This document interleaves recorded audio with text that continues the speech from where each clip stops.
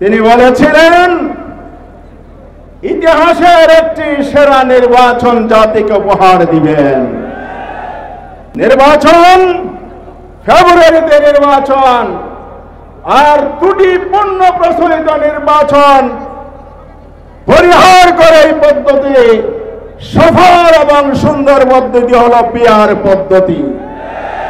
এই পিআর পদ্ধতির ভিত্তিতে নির্বাচন হবে, লেভেল প্লেইং হবে, প্রশাসনের নিরপেক্ষতা নিশ্চিত করতে হবে। ডাকসু ডাকসুর অনুরূপ বুকের বন্যা বাংলাদেশে বয়ে যাবে।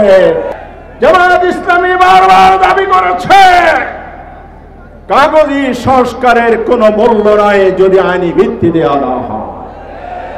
এই জন্য আমরা ঐক্যমত্য কমিশনে গতকাল পর্যন্ত জোরালো দাবি করেছে ফেব্রুয়ারিতে নির্বাচন হতে হবে, তার আগে এই জাতীয় সনদ সংস্কারের আইনি ভিত্তি দিয়ে বাস্তবায়ন করতে হবে।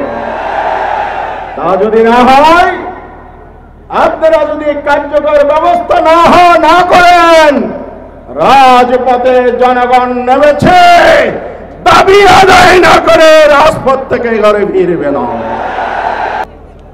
আজকের প্রধান অতিথি বাংলাদেশ জামায়াত ইসলামীর সম্মানিত সেক্রেটারি জেনারেল, সাবেক জাতীয় সংসদ সদস্য, সংগ্রামী জননেতা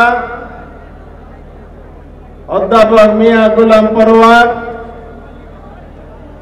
মঞ্চে উপবিষ্ট জামায়াত ইসলামীর সহকারী সেক্রেটারি জেনারেল মাওলানা রফিকুল ইসলাম খান সহ নেতৃবৃন্দ, সাংবাদিক বন্ধুগণ, সংগ্রামী দেশবাসী, আপনারা জানেন বাংলাদেশে 24 সালে ফ্যাসিবাদের পতন হয়েছে। ফ্যাসিস্ট শাসক হাসিনা দেশ ছেড়ে পালিয়েছে। 8 তারিখ একটি অন্তর্বর্তীকালীন সরকার গঠিত হয়েছে ডক্টর ইউনূসের নেতৃত্বে। দায়িত্ব গ্রহণের পর এই সরকারের প্রধান ঘোষণা করেছিল বাংলাদেশে যাতে আর ফ্যাসিবাদ ফিরে আসতে না পারে, ফ্যাসিবাদে আমলে রাষ্ট্র ব্যবস্থাকে যেভাবে ধ্বংস করা হয়েছে তার জন্য তিনি সংস্কার করবেন। তিনি বলেছিলেন জুলাই অভ্যুত্থানের গণহত্যা সহ দুর্নীতিবাজদের বিচার করবেন। তিনি বলেছিলেন ইতিহাসের একটি সেরা নির্বাচন জাতিকে উপহার দিবেন, এবং এটাও বলেছিলেন নির্বাচনকে সুষ্ঠু করার জন্য, শান্তিপূর্ণ ও সম্পর্কর করার জন্য মৌলিক সংস্কার করবেন। সংস্কারের জন্য তিনি কমিশন গঠন করেছিলেন, প্রথমে 11টি, তারপরে 6টি কমিশনের সমন্বয়ে জাতীয় ঐক্যমত্য কমিশন করেছিলেন, যার সভাপতি তিনি নিজে। জাতি আশা করেছিল অর্থবহ সংস্কার হবে। জামায়াত ইসলামী দাবি করেছিল সরকার তার প্রতিশ্রুতি বাস্তবায়ন করবে, সংস্কার করে সুষ্ঠু নির্বাচনের ব্যবস্থা করবে। কমিশন 3 পর্বের আলোচনায় মিলিত হয়েছে, 84টি বিষয়ে ঐক্যমত হয়েছে, কিন্তু তারা নির্বাচনের জন্য যে সংস্কার বলেছিল, রাষ্ট্রকে পথহারা দিশাহারা অন্ধকার জগৎ থেকে আলোর পথে নিয়ে আসার জন্য মৌলিক সংস্কারের যে কথা বলেছিল, তার বাস্তবায়নের কোনো প্রতিশ্রুতি বা কার্যকর পদক্ষেপ নেয় নাই।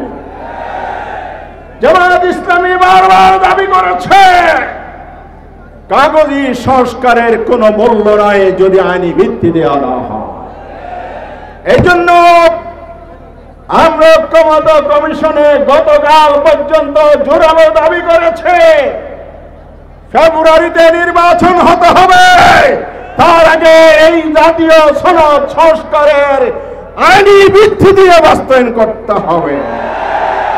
তা যদি না হয়, আপনারা যদি কার্যকর ব্যবস্থা না করেন, রাজপথে জনগণ নেমেছে, দাবি আদায় না করে রাজপথ থেকে ঘরে ফিরবে না।